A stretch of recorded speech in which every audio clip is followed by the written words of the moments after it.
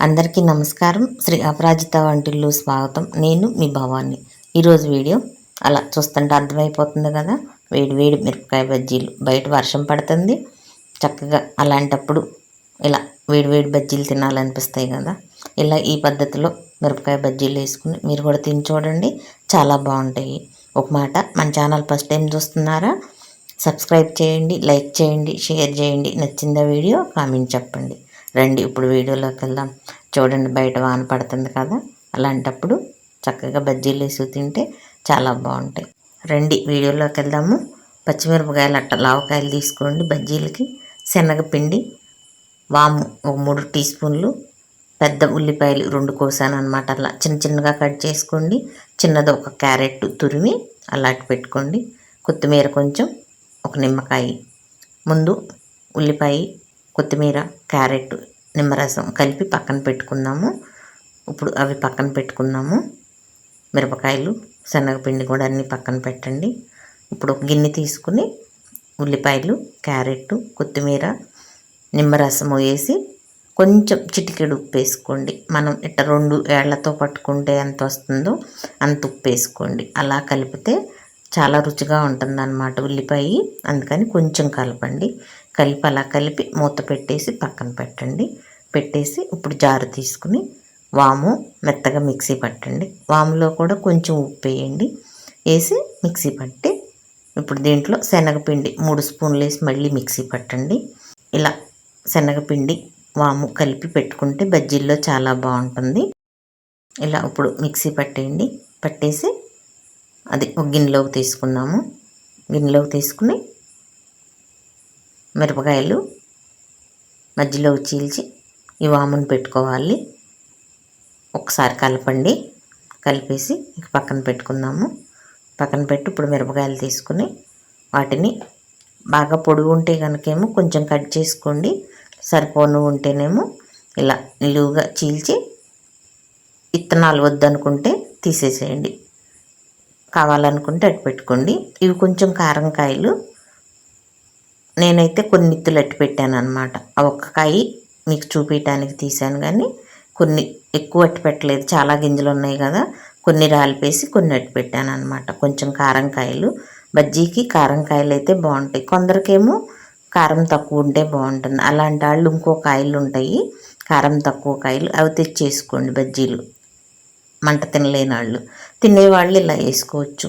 మాకు తింటామన్నమాట కారము, అందుకని నేను ఇలా వేస్తున్నా. ఇక వాము ఇలా పెట్టుకోండి. వాము పెట్టి కాయ నిండా పెట్టండి. పెట్టి కాయను దగ్గరికి కొత్తి ఆ పైకి వచ్చిన పొడినంతా తీసేసి ఇక అలా ప్లేట్లో పెట్టుకోండి. ప్రతి కాయకి అంతే పెట్టుకోండి. కాకపోతే తొడిమి దాకా వామును పెట్టండి.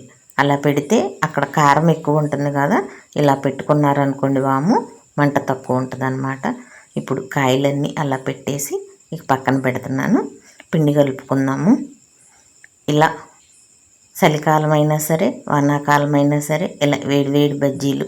అసలు ఏ కాలమైనా మన మనసు తొందరగా బజ్జీల దగ్గరికి వెళ్ళిపోతుంది కదా, అవునంటారా కాదంటారా? చాలా బాగుంటాయి కదా బజ్జీలు.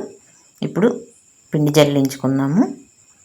2 కప్పులు శనగపిండి తీసుకున్నాను, అరకప్పు బియ్యపిండి తీసుకున్నాను. బియ్యపిండి వేసుకుంటే కొంచెం కరకరలాడుతూ ఉంటాయి బజ్జీలు, మరీ మెత్తగా లేకుండా. ఇక ఆ పిండిని ఒక గిన్నెలోకి పోసుకుని కలిపి ఒకసారి ఉప్పు సరిపోని వేసుకోండి. సోడా కొంచెం వేసుకోండి, పావు టీ స్పూన్కి వేసుకోండి. ఎక్కువ వేయొద్దు, మళ్ళీ ఎక్కువ వేస్తే ఆయిల్ ఎక్కువ పీల్చేస్తుంది, రుచి ఉండవు మళ్ళీ. అందుకని చక్కగా వేసుకోండి. వేసి కొంచెం కొంచెం నీళ్ళు పోసుకుంటూ పిండిని చక్కగా పలస కలుపుకోండి. అలా అని మరీ పలసనొద్దు, గట్టిగా వద్దు, ఇలా కలుపుకోవాలన్నమాట. కొంచెం గట్టిగా ఉన్నందుకని 2 స్పూన్లు నీళ్ళు వేసి కలుపుకోండి. ఇంత గట్టిగా ఉన్న పిండిని వేసారనుకోండి బజ్జీలు శుద్ధలు శుద్ధలాగా ఉంటాయి. అందుకని కొంచెం నీళ్ళు పోసాను. ఇప్పుడు ఇక్కడ ఎలా ఉందో అలా కలుపుకోండి. ఉప్పు ఒకటి చూసుకోండి, ఉప్పు సాలకపోతే కొంచెం వేసుకోండి. ఉప్పు తక్కువ ఉంటే కారంగా ఉంటాయి కదా బజ్జీలు, బాగోదు. అందుకని ఉప్పుని సరిపోని వేసుకోండి. కొంచెం తగ్గితే వేసాను నేను. వేసి మళ్ళీ కలిపేసాను. చూడండి, పిండిని అలా కలుపుకోండి. కలిపి ఇప్పుడు దీన్ని పక్కన పెట్టేసుకుందాము. అలా మూత పెట్టి పక్కన పెట్టి స్టవ్ వెలిగించి బాండీ పెట్టుకుందాము. బాండీ పెట్టి ఆయిల్ పోసి కాగనిద్దాము. ఇప్పుడు బాండీ పెట్టాను, ఆయిల్ పోస్తున్నా. ఆయిల్ని బాగా మరక్కాగినాక బజ్జీలు వేస్తే పైన ఎర్రగా అయిపోయి లోపల కాలదనమాట. అందుకని ఆయిల్ చక్కగా కాగనివ్వండి. చూడండి, కాగింది ఆయిల్. కొంచెం పిండి వేసాను కదా, చక్కగా పొంగింది.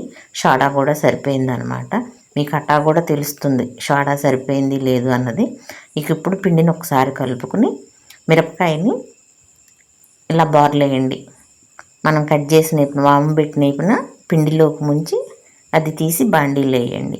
అప్పుడు వాము కారిపోకుండా ఉంటుంది, మిరపకాయ కూడా చక్కగా ఉడుకుతుందనమాట.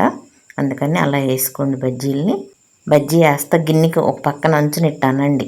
అలా మిరపకాయ కనపడి కాలి రుచిగా ఉంటుందన్నమాట. ఇప్పుడు మిరపకాయల్ని కొంచెం కాలినాక ఒక్క నిమిషం తీసి పక్కన పెట్టండి. మళ్ళీ వేద్దాం వాటిని.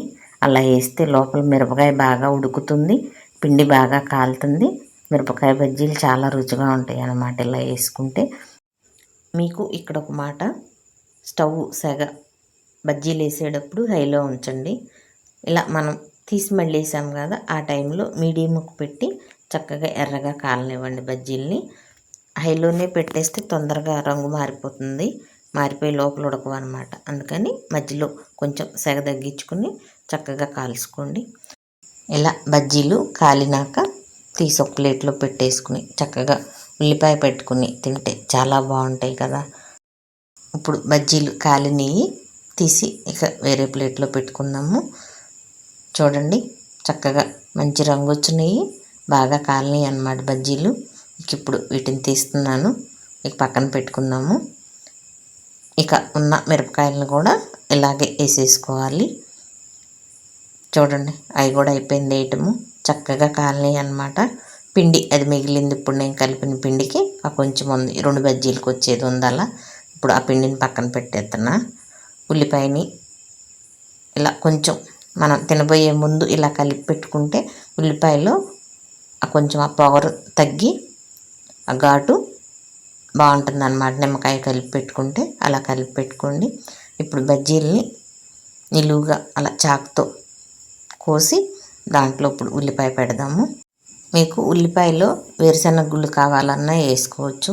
బజ్జీలు వేసేయంగానే అదే నూనెలో కొంచెం వేరుశనగ గుళ్ళని వేయించి ఉల్లిపాయల్లో కలిపి ఇలా బజ్జీల్లో పెట్టుకుని తింటే చాలా బాగుంటాయి.